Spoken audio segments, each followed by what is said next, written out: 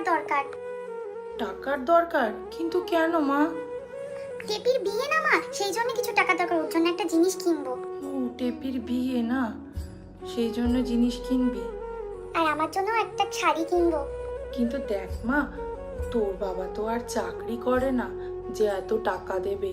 তার থেকে শোন না, একটা কাজ কর, আমার যে বিয়ের শাড়িটা আছে ওইটা তুই পরে যা।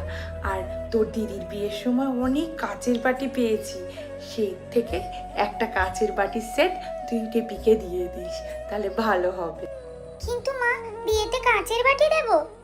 আমরা তো গরিব মা, আমাদের কি আর অত বড় বড় আশা করলে হয় যে অনেক বড় ভালো জিনিস দেব? কাচের বাটিই দে মা, কিচ্ছু হবে না। আচ্ছা মা, ঠিক আছে। হাই মম, কি করছো? মম, অ্যাকচুয়ালি তোমার সাথে আমার খুব ইম্পর্টেন্ট একটা কথা ছিল। হ্যাঁ বলো বেটু, কি দরকার তোমার? অ্যাকচুয়ালি আমার না কিছু ক্যাশ চাই। আমার ফ্রেন্ডের বিয়ে, আই গেস তুমি চেনো। তোমার ফ্রেন্ড মানে মধুমিতার কথা বলছো? I am right?